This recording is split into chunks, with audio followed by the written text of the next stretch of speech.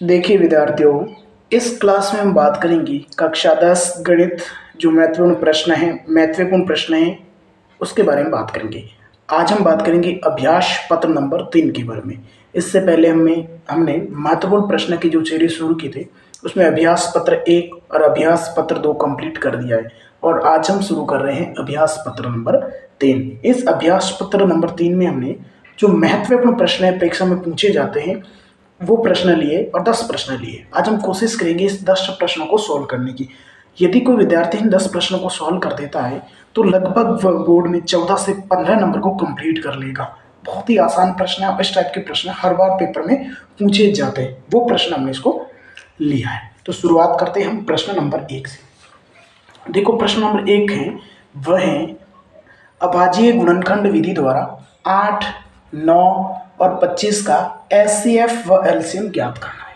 प्रश्न को आसानी से समझेंगे और धीरे धीरे प्रश्न को समझने की कोशिश करेंगे। देखो प्रश्न नंबर 1, प्रश्न नंबर जो 1 दे रखा है, प्रश्न नंबर 1 है अभाज्य गुणनखंड विधि द्वारा 8, 9 और 25 का एचसीएफ व एलसीएम ज्ञात करना है। देखो 8, 25 एचसीएफ व एलसीएम ज्ञात करना है। तो देखो चाहे एचसीएफ ज्ञात करो चाहे एलसीएम ज्ञात करो, करेंगे गुणनखंड करेंगे। पहला 8 दे रखा है, 8 का गुणनखंड कर लो। 2 का भाग लगा दो 4 बार, 2 का भाग लगा दो 2 बार और 2 का भाग 1 बार। 9 का गुणनखंड करो, 3 का भाग 3 बार और 3 का भाग 1 बार। 25 का गुणनखंड, 25 में 5 का भाग 5 बार और 5 का भाग 1 बार। 8 का जो गुणनखंड हो जाएगा वो हो जाएगा विद्यार्थियों 2 गुणा 2 गुणा 2, 2 गुणा 2 गुणा 2। 9 का गुणनखंड 3 गुणा 3। 25 का गुणनखंड 5 गुणा 5। ये तो कर लिया हमने गुणनखंड। अब हमें ज्ञात करना है इसका एचसीएफ और एलसीएम। देखो एचसीएफ और एलसीएम ज्ञात करना है तो एचसीएफ है, एचसीएफ का मतलब होता है मशक। एचसीएफ का मतलब क्या है? मशक। इसको हिंदी में बोलते हैं मशक। यदि इसका पूरा नाम अगर पूछा जाता है, पहले ऐसे प्रश्न नहीं पूछे जाते, लेकिन अगर पूछा जाता है तो इसका पूरा नाम होता है महत्तम समापवर्तक। ये भी आपको ध्यान रखना है, कभी परीक्षा में पूछा जा सकता है कि एचसीएफ ज्ञात करो, ये समापवर्तक, तो समझना है इस महत्तम समापवर्तक का मतलब होता है एचसीएफ। अब एचसीएफ वह संख्या है, मशक वह संख्या है जो तीनों में कॉमन है। देखो एचसीएफ वह संख्या है जो तीनों में कॉमन है। अब देखो तीनों में कॉमन क्या है? 2 8 के गुणनखंड में है, 3 9 में नहीं है, 5 में नहीं है, और 3 9 में है, ऊपर वाले में नहीं है, इसमें नहीं है। 5 है लेकिन तीनों में नहीं है। अगर तीनों में नहीं है तो यहाँ ध्यान रखना है जो आपका एचसीएफ होगा वो हो जाएगा 1। समझ गए? अगर तीनों में कॉमन नहीं है तो जो आपका एचसीएफ हो जाएगा वो हो जाएगा आपके 1। फिर देखो एलसीएम ज्ञात करना है और एलसीएम ज्ञात करना है। तो एलसीएम का मतलब है बड़ी घात, एलसीएम का मतलब हो जाएगा बड़ी घात। तो देखो 2 बड़े हैं, कितनी बार है? 3 बार है, तो 2 गुणा 2 गुणा 2, फिर 3 2 बार, 3 गुणा 3, फिर 5 2 बार। 5 कितनी बार है? 2 बार है। तो 5 और 5 को गुणा करो 25, 25 और 3 को गुणा कर दो 75, 75 और 3 को गुणा कर दो। अगर 75 और 3 को गुणा करने 15 21 225, फिर 225 और 2 को गुणा कर दो 450 और 2 को गुणा कर दो 900 और 2 को गुणा करने पर हो जाएगा 1800। कितना हो जाएगा?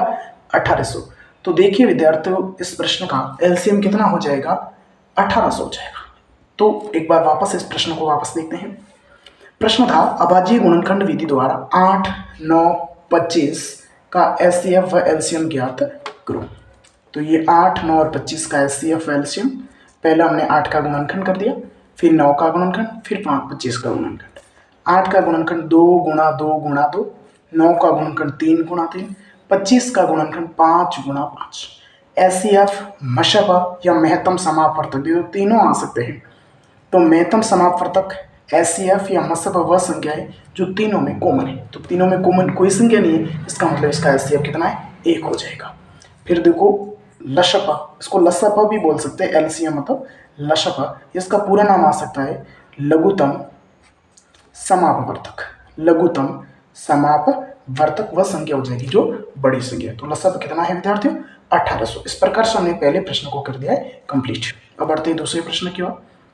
दूसरा प्रश्न देखो, एक द्विघात बहुपद ज्ञात कीजिए जिनके शून्यकों का योग दे रखा है 4 और शून्यकों का गुणनफल दे रखा है 1। एक द्विघात बहुपद ज्ञात करना है। ज्ञात क्या करना है?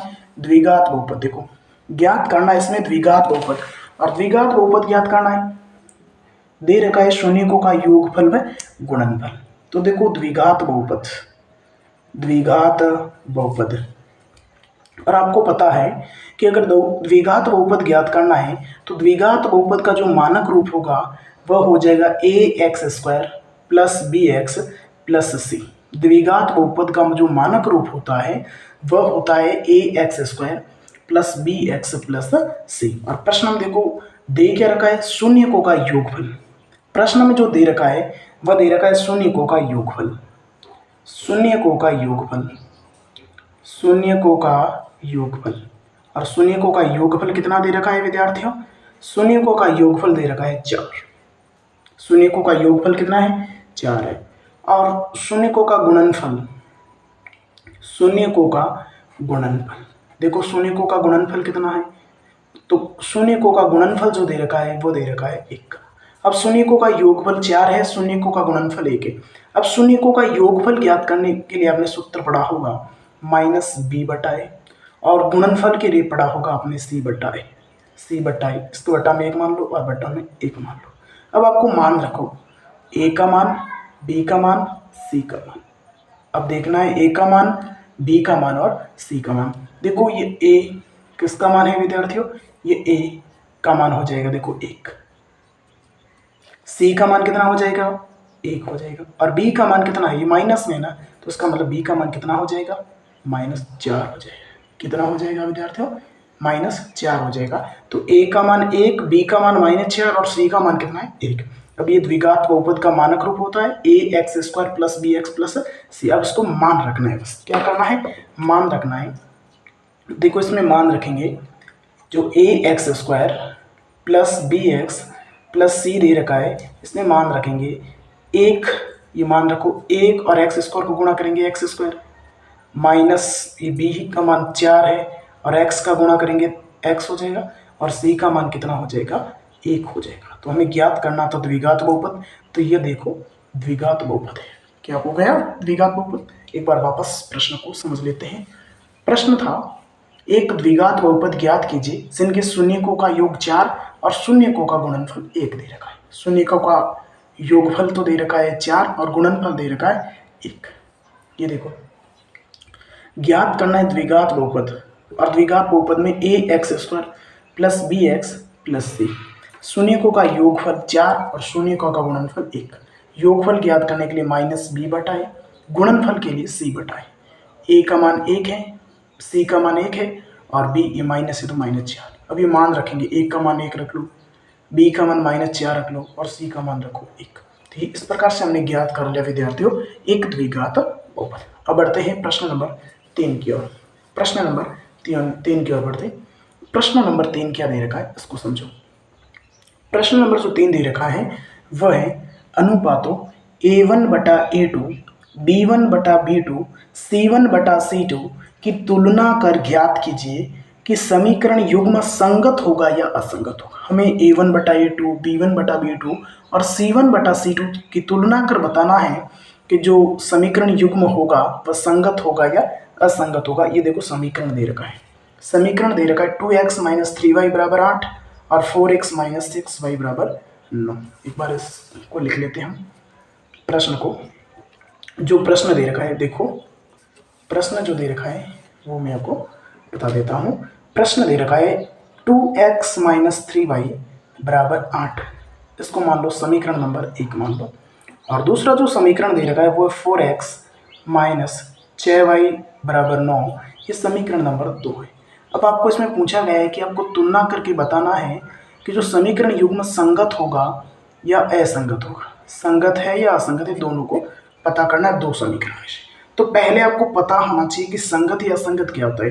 तो यह समझ लेते हैं, अगर a1 बटा a2, b1 बटा b2, c1 बटा c2, देखो a1 बटा a2, b1 बटा b2, c1 बटा c2, a1 बटा a2, b1 बटा b2 और c1 बटा c2। इसमें समझना है, अगर तीनों का मान बराबर है, जैसे तीनों का मान बराबर आ गया तो रेखिक जो समीकरण युग्म होगा विद्यार्थियों कैसा हो जाएगा, संगत हो जाएगा।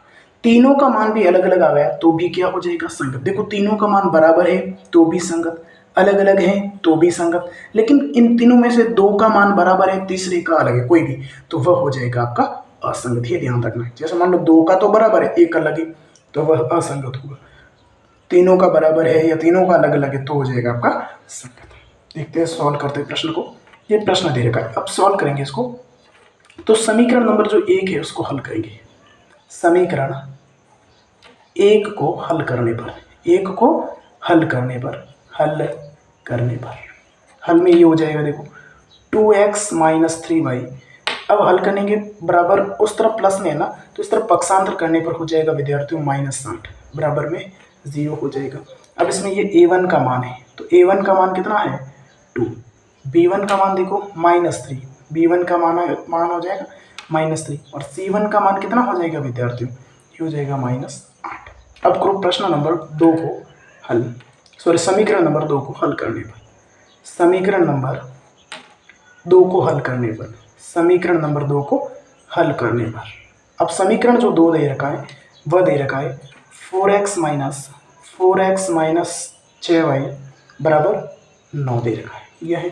तो इसको हल करेंगे कि 4x माइनस 6y, पक्षांतर करो, उस तरफ प्लस में इस तरफ ले आओ, हो जाएगा माइनस और बराबर में हो जाएगा 0।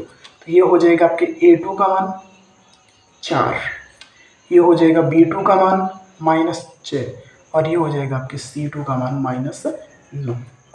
अब मान रखो a1 बटा a2 में, a1 बटा a2 बराबर b1 बटा b2, और बराबर रखो c1 बटा c2, a1 बटा a2 बराबर b1 बटा b2 बराबर c1 बटा c2। a1 का मान कितना था विद्यार्थियों, ये रहा 2, और a2 हो जाएगा 4, बराबर b1 कितना है -3, और b2 हो जाएगा आपके -6। c1 देखो -8, और c2 हो जाएगा -9। अब देखो 2 का भाग एक बार और 2 का भाग 2 बार, 1/2, माइनस से माइनस कट हो जाएंगे, 3 का भाग 1 और 3 का भाग 2 बार, तो 1/2, माइनस से माइनस कट, और 8 और 9 किसी टेबल से नहीं कटेंगे, तो 8/2। अब देखो तीनों का मान बराबर है क्या, नहीं सर, इन दोनों का मान तो बराबर है और 3 क्या है, अलग है।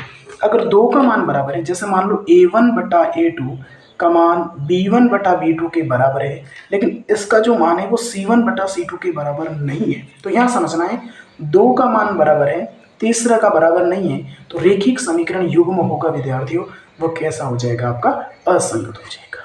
कैसा हो जाएगा, असंगत हो जाएगा। इस प्रकार से इस प्रश्न को समझना था, बहुत ही आसान प्रश्न होगा, इस टाइप के प्रश्न पूछे जाएंगे। एक बार वापस देख लेते हैं प्रश्न नंबर 3 को। देखो प्रश्न नंबर जो 3 दे रखा है वह दे रखा है कि अनुपातों a1 बटा a2, b1 बटा b2 और c1 बटा c2 की तुलना कर ज्ञात कीजिए कि समीकरण युग्म संगत होगा या असंगत। ये समीकरण दे रखे हैं 2x माइनस 3y बराबर 8, 4x माइनस 6y बराबर 9। तो इस प्रकार से प्रश्न को हमने कर दिया है सॉल्व। एक बार वापस समझ लेते हैं इसको।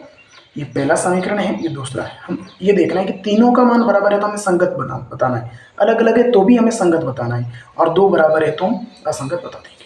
समीकरण नंबर 1 को सॉल्व करेंगे, 2x माइनस 3y, पक्षांतर करेंगे प्लस है तो इस तरफ हो जाएगा -8 बराबर 0। ये a1 का मान है, a2 है, b1 है और c1 है। समीकरण 2 को पक्षांतर करेंगे 4x माइनस 6y, और इस तरफ करेंगे तो हो जाएगा -9। ये a2 है, ये b2 है और ये c2 है। तो a1 बटा a2, b1 बटा b2 और c1 बटा c2, 2/4, 3/6 और 8/9। तो देखो भाग लगाया तो ये दोनों बराबर है, मतलब a1 बटा a2 और b1 बटा b2 बराबर है, लेकिन ये बराबर नहीं है, तो इसका मतलब क्या हो जाएगा, जो रेखिक समीकरण युग्म है वो कैसा हो जाएगा विद्यार्थियों, आपका असंगत हो जाएगा। अब हम पढ़ते हैं प्रश्न नंबर 4 की ओर। अब प्रश्न नंबर 4 भी वेरी इंपॉर्टेंट है। देखो प्रश्न नंबर 4 क्या है, प्रश्न नंबर 4 पूछा गया है, निम्न रेखिक समीकरण युग्म को प्रतिस्थापन विधि से हल करना है। इस प्रश्न को समझना है आपको, प्रश्न को हल करना है प्रतिस्थापन विधि से। किस विधि से हल करना है, प्रतिस्थापन विधि से हल करना है। और प्रतिस्थापन विधि है वो दे रखी है x प्लस वाई बराबर 14 और x माइनस वाई बराबर 14 है। x प्लस वाई बराबर 14 है और x माइनस वाई बराबर 4 है। देखो प्रश्न को समझो, यहाँ पे यहाँ पे समझने की कोशिश करो। यहाँ पे देखो, ये प्रश्न नंबर कितना है विद्यार्थियों, 4 है। और देखो x प्लस वाई बराबर दे रखा है 14, ये समीकरण नंबर 1 दे रखा है। दूसरा समीकरण दे रखा है x माइनस वाई बराबर 4, ये समीकरण नंबर 2 दे रखा है। अब x और y का मान ज्ञात करना है और विधि कौन सी है, प्रश्न में पूछी है ये स्थापन विधि, प्रतिस्थापन विधि। कौन सा मेथड है, प्रतिस्थापन विधि से इसको सॉल्व करना है। अब देखो, अगर प्रतिस्थापन विधि से हल करना है तो प्रतिस्थापन विधि से हल करेंगे तो पहले समीकरण नंबर 1 को पक्षांतर करेंगे। समीकरण 1 को पक्षांतर करने पर, समीकरण नंबर 1 को पक्षांतर करने पर, किसको पक्षांतर करने पर, समीकरण नंबर 1 को पक्षांतर करने पर, तो समीकरण नंबर 1 जो है उसको पक्षांतर करेंगे। एक ये रहा, x प्लस वाई बराबर दे रखा है 14, x प्लस वाई बराबर 14। अब x बराबर 14, इस तरफ प्लस में है ना वाई, तो उस तरफ पक्षांतर करने पर हो जाएगा माइनस, ये हो जाएगा आपका समीकरण नंबर 3। अब ये देखो x का मान हो गया, x का मान कितना आ गया, ये x का मान है 14 माइनस वाई। x का मान कितना है विद्यार्थियों, 14 माइनस वाई। अब ये a को सॉल्व किया ना, तो x का मान इस समीकरण में रख दो, बस समीकरण नंबर 2 में इस x के मान को रख दो। तो देखो x का मान समीकरण 2 में रखने पर, समीकरण नंबर 2 में रखने पर, x का मान समीकरण नंबर 2 में रखने पर, किस में रखने पर, समीकरण नंबर 2 में रखने पर x का मान। तो ये रहा दूसरा समीकरण, तो उतारो इस समीकरण को, x माइनस वाई बराबर 4, x माइनस वाई बराबर 4 है। और x का मान देखो, x माइनस वाई बराबर 4 है। अब x का मान कितना है, 14 माइनस वाई है, तो इस x की जगह रखो 14 माइनस वाई, और ये आगे माइनस दे रखा है वाई, बराबर में दे रखा है 4, बराबर में हो जाएगा 4। 14 माइनस माइनस और माइनस जोड़ेंगे आपस में, वाई और वाई कितना हो जाएगा, 2y, बराबर हो जाएगा 4। तो देखो माइनस 2y बराबर 4। अब 14 उस तरफ पक्षांतर करो, हो जाएंगे माइनस के अंतर्गत, माइनस 2y बराबर 4 में से 14 घटा दो, माइनस 10, और माइनस से माइनस कट, y बराबर 10/2, ये 2 है तो 2 लिखो और 2 का भाग लगा दो 5 बार। तो y का मान कितना है विद्यार्थियों, 5 है। y का मान कितना है, 5 है। अब y का मान 5 है तो y का मान रखो समीकरण नंबर 1 में रखो, 2 में रखो, 3 में रखो। हम रख लेते हैं समीकरण नंबर 3 में। देखो तो यहाँ लिख लेता हूँ मैं, यहाँ पे x का मान समीकरण, सॉरी y का मान, y है ना, y का मान समीकरण नंबर 3 में रखने पर, समीकरण नंबर 3 में, ये रहा समीकरण 3, x बराबर 14 माइनस वाई। तो x बराबर 14 माइनस वाई का मान कितना है, 5। x बराबर 14 में से 5 घटा दो 9, तो x का मान कितना आ गया, 9, और x का मान 9 है, y का मान कितना है, 5। इस प्रकार से हमने प्रश्न नंबर 4 को क्या कर दिया, सॉल्व आउट कर दिया है। एक बार वापस देख लेते हैं इस प्रश्न को। प्रश्न क्या है, प्रश्न है निम्न रेखिक समीकरण युग्म को प्रतिस्थापन विधि से हल कीजिए। जो प्रश्न दे रखा है इसको कौन से मेथड से हल करना है, आपको प्रतिस्थापन विधि से हल करना है। कौन से मेथड से, प्रतिस्थापन विधि से हल करना है। इसमें देखो x प्लस वाई बराबर 14 है और x माइनस वाई बराबर 4 है। x प्लस वाई बराबर 14 और x माइनस वाई बराबर 4। तो देखो इस प्रश्न को मैंने सॉल्व किया है, समझाया है, आपको समझना है किस प्रकार से इसको सॉल्व आउट किया जा सकता है। देखो ये बात, प्रश्न है x प्लस वाई बराबर 14 समीकरण नंबर 1, x माइनस वाई बराबर 4 समीकरण नंबर 2। अब समीकरण नंबर 1 को पक्षांतर करेंगे, समीकरण नंबर 1 को पक्षांतर करने पर x प्लस वाई बराबर 14, x बराबर 14, इस तरफ प्लस है उस तरफ हो जाएगा माइनस, ये समीकरण नंबर 3 है। x का मान समीकरण 2 में रखने पर ये x प्लस वाई बराबर 4 है, 14 माइनस वाई, x की जगह हमने मान रखा है 14 माइनस वाई, और ये माइनस वाई बराबर हो जाएगा 4। 14 माइनस और माइनस 2y बराबर 4, माइनस 2y बराबर 4, और इधर प्लस से हो जाएगा माइनस 2y, और 4 में से 14 घटाने पर माइनस 10, माइनस से माइनस कट हो जाएगा, y बराबर 10/2, और 2 का भाग लगाने पर हो जाएगा 5। y का मान रखो समीकरण नंबर 3 में, y का मान रखो समीकरण नंबर 3 में। तो y का मान समीकरण नंबर 3, x बराबर 14 माइनस वाई, x बराबर 14, y का मान है 5, और 14 में से 5 घटाने पर हो जाएगा 9। तो x का मान कितना है विद्यार्थी, 9 है, और y का मान कितना है, 5। तो हमें इसमें x और y का मान ना ज्ञात करना था। इस प्रकार से हमने प्रश्न नंबर 4 को कंप्लीट कर दिया। अब बढ़ते हैं प्रश्न नंबर 5 की ओर। देखो प्रश्न नंबर 5 के, वेरी इंपॉर्टेंट प्रश्न है पांचवा प्रश्न भी। पांचवा प्रश्न दे रखा है कि दो संख्याओं का अंतर 26 है, एक संख्या दूसरी संख्या की 3 गुनी है, उन्हें ज्ञात कीजिए। अब इसमें ये प्रश्न वेरी इंपॉर्टेंट है, प्रश्न को समझना है। प्रश्न वेरी इंपॉर्टेंट, इस टाइप के प्रश्न पूछे जाते हैं और विद्यार्थी इसमें कंफ्यूज हो जाते हैं और कंफ्यूज होकर गलत कर देते हैं इसको। तो समझो, प्रश्न दे रखा है दो संख्याओं का अंतर। तो पहले तो संख्याओं माना, तो माना कि पहली संख्या, माना कि हमने मान लिया कि जो पहली संख्या हो जाएगी विद्यार्थियों तो क्या हो जाएगी, x हो जाएगी, और जो दूसरी संख्या हो जाएगी वो क्या हो जाएगी, y मान लो ना। ये दो संख्या है, पहली संख्या x हो जाएगी और दूसरी संख्या अपने हो जाएगी y। अब प्रश्न के अनुसार, प्रश्न में क्या दे रखा है, पहले हमने मान रखा है, माना कि पहली संख्या x है, दूसरी संख्या y है, दो संख्याओं का अंतर 26 है। अब देखो प्रश्न के अनुसार हम चलेंगे। प्रश्न के अनुसार प्रश्न कह रहा है कि दो संख्याओं का अंतर 26 है। अंतर का मतलब है कि पहली संख्या और दूसरी संख्या को आप घटाते हैं तो कितने रहते हैं, शेष 26। तो इस प्रकार लिख सकते हैं कि पहली संख्या और दूसरी संख्याओं का अंतर कितना है विद्यार्थियों, 26 है। ये समीकरण नंबर 1 बन जाएगा आपका। मतलब इस संख्या में से मैं इसको घटा दूं तो 26 है।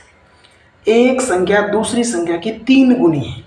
अब देखो ये पहली शर्त है, ये प्रश्न पहली शर्त है, फर्स्ट शर्त है, इसको लिख लेता हूं मैं पहली शर्त। दूसरी शर्त प्रश्न में दे रखे हैं, शर्त सेकंड है कि पहली संख्या, देखो ये दो संख्या इस प्रकार से आपको समझना है, ये दो संख्या है, पहली संख्या दूसरी की 3 गुनी है। जो पहली संख्या है ना इसके 3 गुनी है, तो मतलब इसका 3 गुना करेंगे तभी तो 3 गुनी होगी, ये 3 गुनी है। ये समीकरण नंबर 2 है। तो हमें संख्या ज्ञात कीजिए। अब देखो x बराबर 3y है, तो इसमें मान रख लो सीधा, इसमें x का मान 3y रखो समीकरण नंबर 1 में। तो x का मान समीकरण 1 में रखने पर, x का मान समीकरण 1 में रखने पर, x का मान समीकरण नंबर 1 में रखने पर ये रहा x समीकरण नंबर 1, x माइनस वाई बराबर दे रहा है 26, x माइनस वाई बराबर 26। अब इस x का मान रखो इसमें, तो 3y माइनस वाई बराबर हो जाएगा 26, बराबर हो जाएगा 26। अब देखो 3y और में से y घटाने पर 2y बराबर हो जाएगा 26 और y बराबर 26 बट्टा 2 का भाग लगा दो 13। तो y का मान कितना है विद्यार्थियों, 13 हो जाएगा। y का मान कितना हो जाएगा, 13 हो जाएगा। समझ गए यहाँ पे, y का मान 13 है। अब x का मान तो समीकरण रखो दूसरे में रखो, y का मान समीकरण नंबर 2 में रखने पर, समीकरण नंबर 2 में रखने पर दूसरा समीकरण ये रहा, x बराबर 3y, x बराबर 3 और y का मान दे रखा 13 और 3 को गुणा करने पर 39। तो देखो x का मान कितना है 39, y का मान कितना आ गया विद्यार्थियों 13। अब देखो 13 39 में अंतर 26 का है, दूसरी संख्या पहले की 3 गुनी है कि नहीं है सर। तो यही हमें ज्ञात करना है। एक बार वापस इस प्रश्न को समझ लेते हैं। प्रश्न को समझना है, माना कि पहली संख्या x दूसरी संख्या y।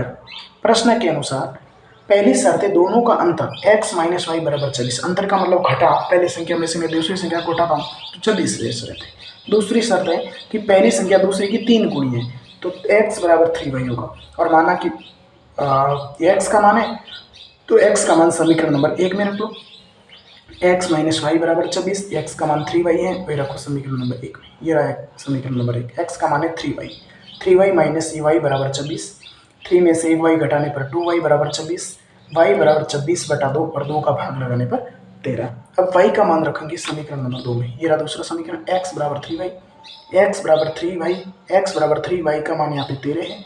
13 और 3 को गुणा करेंगे विद्यार्थियों, 13 और 3 को गुणा करने पर कितना हो जाएगा, 39 हो जाएगा। कितना हो जाएगा विद्यार्थी, 39 हो जाएगा। अब हम बढ़ते हैं प्रश्न नंबर 6 की ओर। प्रश्न नंबर 6, ये जो छठा प्रश्न है वेरी इंपॉर्टेंट है। पांचवा और छठा प्रश्न तो वेरी इंपॉर्टेंट है, इसमें छठा प्रश्न, ऐसे सभी प्रश्न इंपॉर्टेंट लिए आज हमने, और जो थोड़े से कठिन लेवल के भी प्रश्न हो सकते हैं, क्योंकि इस प्रश्न में विद्यार्थी कंफ्यूज हो जाते हैं, इसमें थोड़ा सा उसको कठिन महसूस होता है, तो वो प्रश्न लिए हमने। छठा प्रश्न जो दे रखा है वो दे रखा है दो क्रमागत धनात्मक पूर्णांकों का योग, दो क्रमागत धनात्मक पूर्णांक ज्ञात कीजिए जिनके वर्गों का जो योग दे रखा है वो कितना दे रखा है विद्यार्थियों, 365 दे रखा है। अब इस प्रश्न को समझना है। दो क्रमागत धनात्मक पूर्णांक है। कैसे?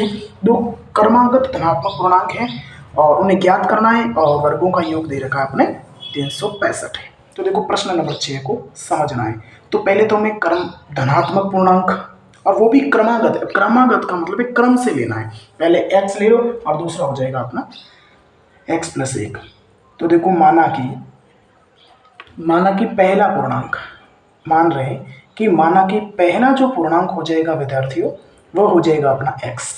पहला x हो जाएगा। तो दूसरा क्या होगा? क्योंकि क्रमागत है तो x+1 हो जाएगा। तो दूसरा जो पूर्णांक हम मान रहे हैं, दूसरा जो पूर्णांक, ये पहला पूर्णांक है और दूसरा जो पूर्णांक मान रहे हैं वो मान रहे हैं हम x+1 है। ये समझ रहे? पहला माना पूर्णांक x और दूसरा मान रहे हैं हम x+1। अब लिखा हुआ है दो क्रमागत धनात्मक पूर्णांक ज्ञात कीजिए जिनके वर्गों का योग 365 है। अब प्रश्न के अनुसार अगर दोनों का वर्ग करो तो योग, दोनों का वर्ग करो, इसका वर्ग और इसका वर्ग, और फिर योग करो तो कितना हो जाए मेरे को 365। तो हमें x का मान निकालना है। तो देखो प्रश्न के अकॉर्डिंग, प्रश्न के अनुसार प्रश्न कह रहा है कि दोनों के वर्गों का योग, तो इसका वर्ग कर लो x का स्क्वायर प्लस x+1 का स्क्वायर और दोनों को वर्ग करो फिर जोड़ो तो कितना हो जाए अपने 365। बस ये प्रश्न पूछा गया है। समझ लो प्रश्न को। माना कि पहला पूर्णांक x है, दूसरा पूर्णांक x+1। हमने x+1 क्यों माना? y तो नहीं माना क्योंकि इसमें लिखा है क्रमागत मानना है, क्रम से x+1। अगर आगे मानना तो x+2, x+3, ऐसे क्रम का मतलब ये हो जाएगा। अब ये लिखा है इसका स्क्वायर वर्ग तो इसका स्क्वायर, इसका वर्ग ये हो जाएगा और फिर वर्गों का जोड़ो योग तो कितना हो जाएगा 365। ये समझना है। अब देखो ये आपको पता ही है x² है। अब देखो ये x+1 ये एक सर्वसमीका बन रही है। ये सर्वसमीका आपने देखी होगी। ये a² + b² + 2ab, ये सर्वसमीका यहाँ पे लगानी पड़ेगी आपको। इसका मतलब x का है तो a का स्क्वायर, x का स्क्वायर, b का स्क्वायर 1, 2ab यहाँ पे समझो 2ab, 2 का मतलब a और x और 1 है। 2 और x को गुणा 1 और 1 को गुणा करने पर 2x = 365 है। यहाँ पे आपको समझना है। x और x को जोड़ दो, 2x² + 1 + 2x = 365 हो जाएगा। 365 है। 2x² + 2x = 365। ये इस तरफ है, उस तरफ पक्षांतर कर दो, माइनस हो जाएगा, प्लस है तो 2x² + 2x बराबर हो जाएगा 367। कितना हो जाएगा विद्यार्थियों? 367। अब देखो दो सभी में कॉमन है तो दो आप कॉमन ले लो। वैसे दो कॉमन ले लेंगे, दो कॉमन लेंगे तो दो कॉमन लेने पर x² + x बराबर, इसमें भाग लगाने पर हो जाएगा 182, 182।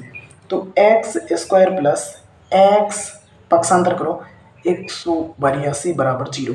ये आपका एक द्विघात समीकरण हो गया। देखो क्या हो गया विद्यार्थियों? द्विघात समीकरण। हमें तो x और y का मान ज्ञात करना था। तो x और y का मान ज्ञात करने के लिए क्या करना है? इसको सॉल्व करना। जैसा हमने दूसरी प्रश्नावली में पढ़ा होगा आपने, शून्य की ज्ञात कीजिए। शून्य किसी प्रकार से ज्ञात होता है 182 और पहली संख्या को हम गुणा करते हैं। 182 1 को गुणा करने पर 182।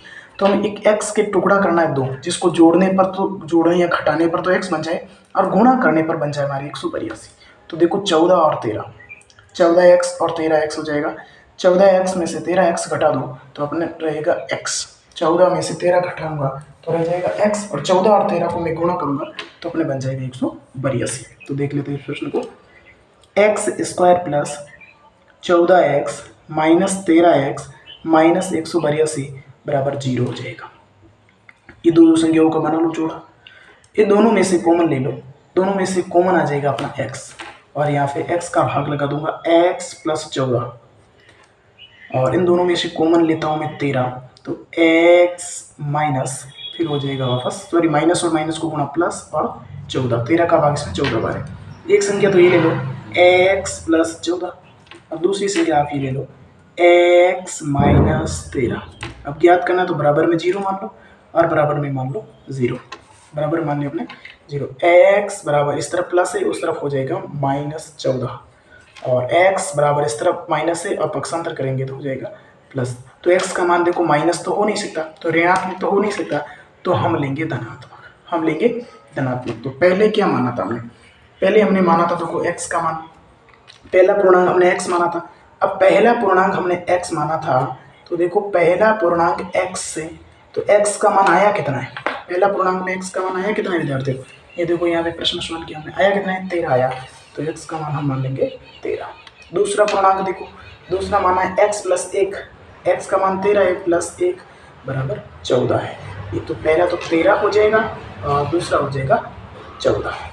तो इस प्रकार से हमने इस छठे प्रश्न को सॉल्व आउट किया है। और छठा प्रश्न वेरी इंपॉर्टेंट है। अगर किसी विद्यार्थी को ये प्रश्न समझ में नहीं आया तो एक बार वीडियो को पैक करके वापस इसको आसानी से समझ सकता है। और समझना बहुत जरूरी, क्योंकि इस टाइप का प्रश्न पूछा जाएगा एग्जाम में, फिर आप कंफ्यूज हो जाओगे। बढ़ते हैं आगे प्रश्न। अगले प्रश्न है जो 7वां प्रश्न है, ये छठा प्रश्न था, 7वां प्रश्न देखो वेरी इंपॉर्टेंट। 7वां प्रश्न क्या है, 7वां जो प्रश्न दे रखा है, किसी एपी का मतलब समांतर स्तर, किसी एपी का 17वां पद उसके 10वें पद से 7 अधिक है। इसका मतलब जो 17वां पद है वो 10वें पद से 7 अधिक है, तो इसका सार्वंतर ज्ञात कीजिए। क्या ज्ञात करना है इसमें विद्यार्थियों, सार्वंतर ज्ञात करना है। अब देखो सार्वंतर का मतलब डी ज्ञात करना है। तो बढ़ते हैं प्रश्न नंबर, ये 7वां है, देख लेते 7वें प्रश्न को, यहाँ पे समझ लेते 7वें प्रश्न को। प्रश्न नंबर 7 है, प्रश्न नंबर 7 में देखा है जो 17वां पद है, देखो ये जो 17वां पद है वो 10वें पद से, कौन से पद से, 10वें पद से अधिक कितना है 7, बस ये दे रखा है, ये से समझना है कि जो 17वां पद है वो 10वें पद से 7 अधिक है, यही तो है 17वां पद है 10वें पद से 7 अधिक है। तो 17 पद को मैं ये लिख सकता हूँ, देखो इसको मैं लिख सकता हूँ a प्लस 16d, इसको मैं लिख सकता हूँ a प्लस 16d अधिक है, और इसको मैं लिखूंगा a plus 9d, a plus 9d बराबर 7। समझ गए ना किस प्रकार से लिखा, देखो यूं क्यों लिखा, क्यों लिखा ऐसा समझते हैं। a 17, इसको अब ज्ञात करने के लिए सूत्र है an बराबर a प्लस कोष्टक n माइनस 1 कोष्टक 1d है। a प्लस कौन सा है, 17 पद है, 17 माइनस 1 और d, तो a प्लस 17 में से 1 घटा दूंगा 16 और d, तो आप सीधा ही लिख सकते हो a प्लस 16d, इसमें से 10 में से घटाने 9d हो जाएगा, तो a plus 16d minus a plus 9d है। अब इसमें देखो आपको समझना है कि a से तो a काट दो, अब ये 16d माइनस 9d बराबर हो जाएगा 7। अब 16d में से 9d घटा दो, तो 9 घटाने पर 7d बराबर 7, 7d बराबर 7, d बराबर 7 बट्टा 7, और 7 में 7 का भाग लगने पर 1। अब d का मान 1 है, हमें ज्ञात है d का मान ज्ञात करना था, तो सार्वय अंतर कितना आ गया विद्यार्थियों, 1 हो जाएगा। इस प्रश्न का आंसर कितना हो जाएगा, 1 हो जाएगा। एक बार वापस प्रश्न को पढ़ लेते, वापस समझ लेते। प्रश्न है किसी एपी का 17वां पद उसके 10वें पद से 7 अधिक है, इसका सार्वंतर ज्ञात करो। जो 17वां पद दे रखा है वो 10वें पद से 7 अधिक है। तो देखो ये प्रश्न है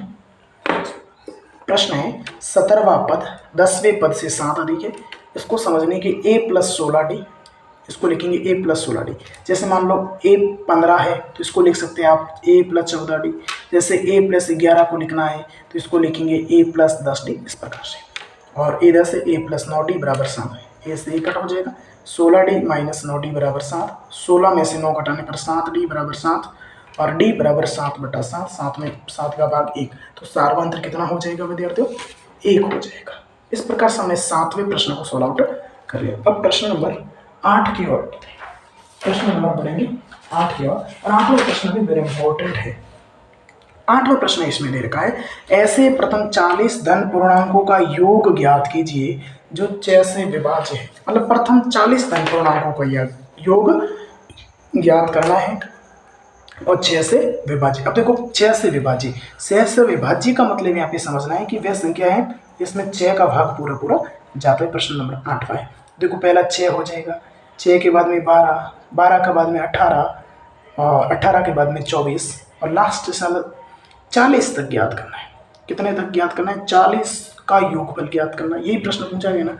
अब आपको पता है कि समांतर श्रेणी में अगर योगफल ज्ञात करना है, समांतर श्रेणी में योगफल ज्ञात करना है, तो समांतर श्रेणी में योगफल ज्ञात करने के लिए सूत्र क्या है, योगफल ज्ञात करने के लिए सूत्र है SN वाला है, n बटा 2 कोष्टक 2a प्लस कोष्टक n माइनस 1 कोष्टक 1d, यही है ना योगफल के लिए सूत्र। समझना है, सूत्र को याद रखना है, सूत्र को भी याद रखना है और वहाँ पे प्रश्न को समझना है। ये प्रश्न है SN बराबर n बटा 2 कोष्टक 2a प्लस कोष्टक n माइनस 1 कोष्टक 1d।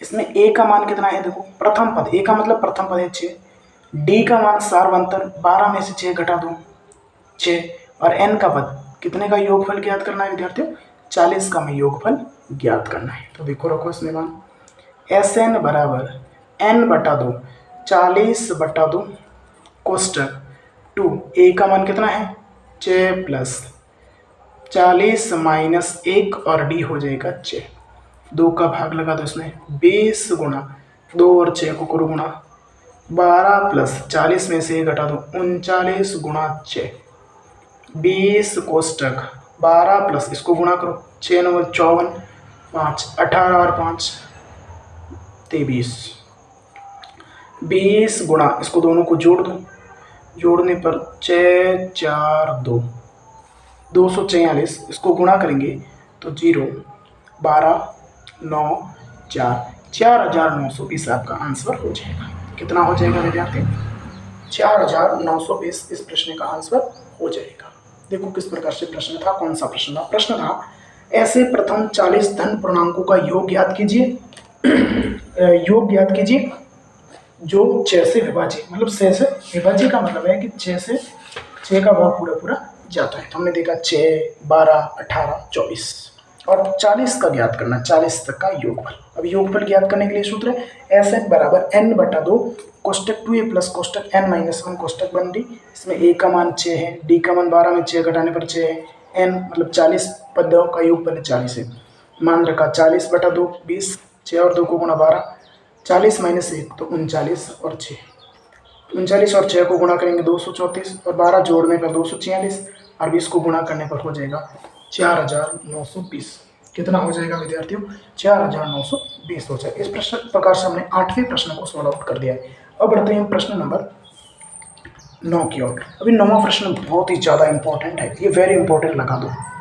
ये जो प्रश्न है 9वां, ये वेरी इंपॉर्टेंट है, ये प्रश्न पूछा जाएगा और पूछा जाएगा। देखो प्रश्न क्या है, इस प्रश्न को आसानी से समझना है, धीरे धीरे से समझना है। प्रश्न दे रखा है x अक्ष पर वह बिंदु ज्ञात कीजिए जो 2 - 5 और -2 9 से समदूरस्थ है। x अक्ष पर वह बिंदु ज्ञात करना है जो 2 - 5 और -2 9 से समदूरस्थ है, देखो इसको समझो, समझना है प्रश्न नंबर 9 को। प्रश्न दे रखा है x अक्ष पर वह बिंदु, तो x अक्ष पर जो बिंदु होता है ना, वह होगा आपका x व 0। क्या हो जाएगा, x व 0 हो जाएगा। तो बिंदु दे रखा है, एक तो a मान लो, इसको a का मान है 2 और -5 है, और b आपका हो जाएगा -9 और -2 और 9 से समदूरस्थ है। इस प्रश्न को आसानी से आपको समझना है, सॉल्व आउट करना, क्यों इस टाइप का प्रश्न पूछा जाएगा, और ये प्रश्न तो पूछा जाएगा ही जाएगा। तो देखो दो बिंदु दे रखे, दो बिंदु आप ये समझ लेते हैं, ये रेखाखंड है, यह A है और यह B है, ये B मान लो बीच में, ये मान लो B। ये A के निर्देशांक है 2 और -5, ये B के निर्देशांक है -2 और 9, ये B के निर्देशांक है, और ये P के निर्देशांक आपको मान लो x व 0। तो हमें ये ज्ञात करना है P A के मध्य की दूरी और P मध्य की दूरी, ये ध्यान रखना है। P और A के मध्य की दूरी ज्ञात करनी है आपको, और ज्ञात करनी है P और B के मध्य की दूरी, P और A के मध्य की दूरी, P और B के मध्य की दूरी ज्ञात करनी है। अब दो बिंदुओं के मध्य, ये दो बिंदु हैं, एक तो देखो ये दो बिंदु हो गए और दूसरा ये दो बिंदु हो गए। अब आपको पता है दो बिंदुओं के मध्य की दूरी ज्ञात करने के लिए ये सूत्र है, देखो √x2 - x1 का whole square plus y2 - y1 का होल स्क्वायर बराबर, इस तरह भी यही सूत्र लगेगा क्यों, दो बिंदु है, x2 - x1 का whole square plus y2 - y1 का होल स्क्वायर। अब देखो दोनों तरफ रूट है, तो दोनों तरफ से रूट हट जाएगा, तो दोनों पक्षों का वर्ग करने पर दोनों पक्षों का क्या हो जाएगा, वर्ग हो जाएगा, तो दोनों तरफ से रूट हट जाएगा, दोनों पक्षों का वर्ग करने पर, मतलब दोनों तरफ से रूट हट जाएगा। तो देखो अब दोनों पक्षों का वर्ग करेंगे तो x2, अब इसमें से x2 का मान कितना है ये समझना है, x2 का मान और x1 का मान ये आपको समझना है इसमें। तो ये हम रखेंगे इसमें मान हो जाएगा 2 - x1 का होल स्क्वायर हो जाएगा प्लस y2 - y1 का होल स्क्वायर, इसमें होगा -5 माइनस 0 का होल स्क्वायर बराबर उसी तरफ लगा लिख दो। तो -2 माइनस x1 का होल स्क्वायर प्लस 9 माइनस 0 का होल स्क्वायर। इसको समझना है आपको। पहले हमने इन दोनों के मध्य की दूरी, फिर इन दोनों के मध्य की दूरी है, ये सूत्र है। अब देखो दोनों तरफ रूट है तो दोनों तरफ से रूट हट जाएगा। अगर एक तरफ रूट है तो दूसरी तरफ स्क्वायर लगेगा, दूसरी तरफ हटेगा, ए स्क्वायर हटेगा, रूट भी आगे हटेगा, दोनों तरफ से हट जाएगा, ये ध्यान रखा। अब देखो a माइनस बी का स्क्वायर, तो इसने अपने सर्वसमीका देखी होगी। अगर a माइनस बी का स्क्वायर है तो A square plus B square minus 2ab एक सर्वसमीका भी काम करती है। तो a का स्क्वायर इसमें रखो 2 है तो 2 का स्क्वायर हो जाएगा 4, बी एक्स है, एक्स का स्क्वायर हो जाएगा विद्यार्थी एक्स स्क्वायर, 2ab हो जाएगा x 4x। अब देखो -5 में से 0 घटा दूंगा -5, अब स्क्वायर है तो -5 और -5 को गुणा करूंगा तो प्लस के 25 हो जाएंगे कि नहीं हो जाएंगे, हो जाएगा। अब देखो आगे -2 और -2 ये सर्वसमीका वापस लगाओ, a का स्क्वायर हो जाएगा 4 प्लस b का स्क्वायर हो जाएगा x स्क्वायर और वही आगे हो जाएगा आपके प्लस 4x और 9 में से 0 घटा दूंगा तो 9 और 9 का स्क्वायर हो जाएगा विद्यार्थियों अपने 81। कितना हो जाएगा 81। अब देखो ये माइनस और प्लस, अब 4 है, ये 4 से 4 कट हो जाएगा, ये काट दो, एक्स स्क्वायर से एक्स स्क्वायर कट जाएगा। अब ये देखो 4x प्लस 25 और यहाँ फिर शेष संख्या है 4x प्लस 81। अब 4x, अब x वाली इस तरफ ले आओ -4x, ये आगे 81 है, इसको प्लस इस तरफ ले आओ माइनस को, ये माइनस हो जाएगा। अब माइनस और माइनस जुड़ेंगे आपस में तो -8x, 81 में से 25 घटा दो, 81 में से 25 घटाने पर रहेंगे आपके 56। कितने रहेंगे विद्यार्थियों 56। x बराबर 56 बट्टा -8 और भाग लगा दो -7, तो x का मान कितना आ गया -7। हमने ऊपर माना था x माइनस 0, तो x का मान -7 और 0 की जगह 0। इस प्रकार से हमने इस प्रश्न को क्या कर दिया है, सॉल्व आउट कर दिया। प्रश्न वेरी इंपॉर्टेंट है। अगर किसी विद्यार्थी को प्रश्न समझ में नहीं आया तो वो विद्यार्थी वीडियो को बैक करके पीछे आकर के ये आसानी से समझ सकता है और आपको समझना भी पड़ेगा ये प्रश्न, क्योंकि वेरी इंपॉर्टेंट है। अब देखो लास्ट प्रश्न है इस क्लास का, लास्ट प्रश्न दे रखा है, यदि साइन a बराबर 3/4 हो तो कॉस a और tan a का मान ज्ञात करें। साइन a बराबर 3/4 है, ये प्रश्न समझो, ये भी प्रश्न पूछा जा सकता है। साइन a बराबर 3/4 है, ये देखो प्रश्न नंबर 10 है, साइन a बराबर 3/4, साइन a बराबर 3/4 है तो हमें ज्ञात करना है, किसका मान ज्ञात करना है, कॉस a और tan a का, कॉस a का और tan a का मान है ज्ञात करना है, दोनों प्रश्न का दोनों का मान ज्ञात करना है। अब देखो साइन है तो आपको लंब पर आधारित सूत्र याद होगा जो लाल बट्टा कक्का पर है, लाल बट्टा कक्का है, लाल बट्टा कक्का है ना, सुना होगा। तो साइन, साइन के लिए सूत्र क्या है, देखो लंब बटा कर्ण, साइन के लिए सूत्र क्या है विद्यार्थियों, साइन के लिए जो सूत्र है साइन थीटा बराबर लंब बटा कर्ण है, तो लंब बटा कर्ण। और प्रश्न में दे कितना रखा है, प्रश्न में दे रखा है 3/4, इसका मतलब लंब तो कितनी है 3 और कर्ण कितना है 4। तो देखो पाइथागोरस प्रमेय में 3 होता है त्रिभुज में, लंब कर्ण आधार, तो लंब है कर्ण है तो ज्ञात क्या करना है, आधार ज्ञात करना है।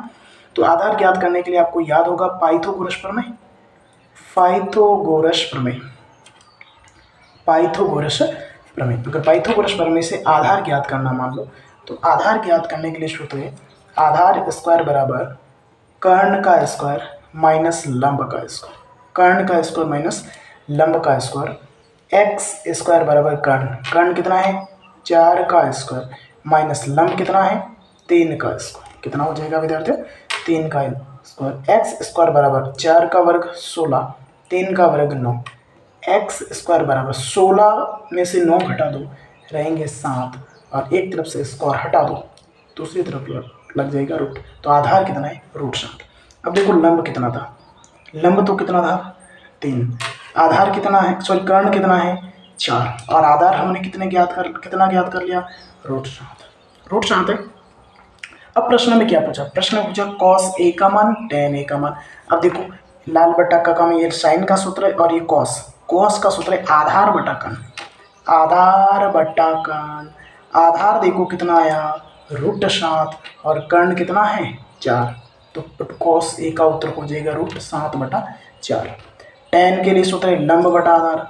लंब बटा आधार, लंब कितना है विद्यार्थियों 3, आधार कितना ज्ञात कर लिया हमने √7। तो ये cos A का मान है, tan A का मान है।